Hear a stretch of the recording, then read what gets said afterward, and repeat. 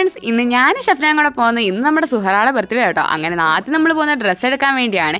ഡ്രസ്സും കേക്കും കാര്യങ്ങളും ഒക്കെ ഉണ്ട്. ഒന്നും നമ്മുടെ വകയല്ല കേട്ടോ, സുഹറാടെ ഉമ്മാടെ ഇക്കാടേയും വകയാണ്.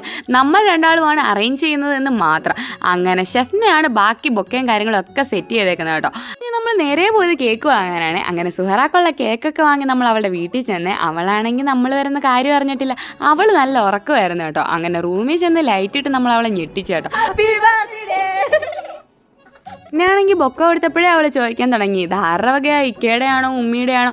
അങ്ങനെ അതെല്ലാം കഴിഞ്ഞപ്പോഴേ അവളിതാ ഡ്രസ്സൊക്കെ ഇട്ട് വന്നിട്ടുണ്ട് കേട്ടോ. ഞാനും ഷെഫിനും കൂടെ പിന്നെ ഊഞ്ഞാലാടുമായിരുന്നു. അങ്ങനെ കേക്കൊക്കെ സെറ്റ് ചെയ്താൽ പിന്നെ കേക്ക് മുറിയും കാര്യങ്ങളും ഒക്കെ ആയിരുന്നു കേട്ടോ.